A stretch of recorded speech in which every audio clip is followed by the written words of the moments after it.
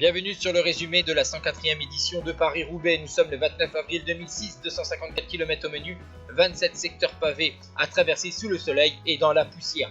Le début de la course a été animé par 4 coureurs, Schrek, Portal, Konichev et Postuma que vous voyez là. Malheureusement pour eux, ils n'avaient qu'une trentaine de secondes d'avance au moment de la traversée de la trouée d'Arambert. Et donc, un groupe d'une quinzaine de coureurs avec tous les prétendants et les favoris vont revenir sur le quatuor de tête.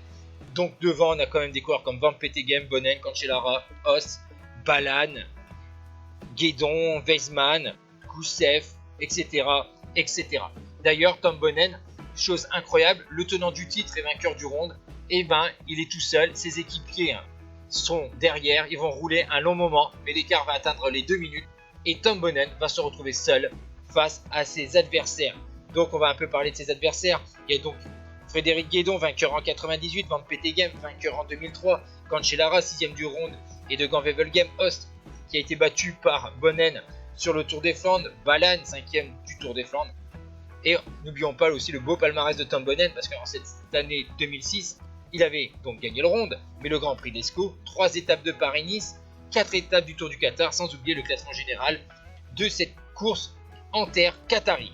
Et on va arriver dans le secteur pavé de Mons en Pével, où là les choses sérieuses vont clairement se jouer entre les favoris et la course à l'animation va débuter avec une accélération de Flecha de la Rabobank. Vous voyez derrière que Van Petegem s'accroche, tandis que George Hincapie, l'américain de la Discovery Channel, son guidon a lâché et il va faire un énorme soleil.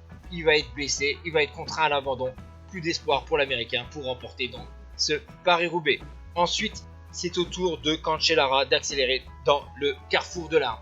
Et là, le jeune Suisse de 25 ans va partir tout seul. On va assister à un grand spectacle.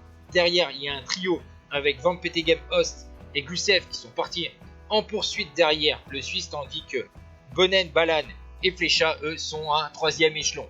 Vous voyez le fameux incident du train où le groupe Van Petegem qui est en chasse derrière Cancellara va passer. Et malheureusement pour ce trio, ils vont être déclassés car c'est interdit de passer un passage à niveau. Et donc, Cancellara, lui, va donc remporter son premier monument à 25 ans. Et 83 ans après, Henri Suter, un Suisse, remporte l'Enfer du Nord pendant ce temps-là. Bonnén à 1,44 prend la 2e place devant Balan et Flecha. Ciao tout le monde.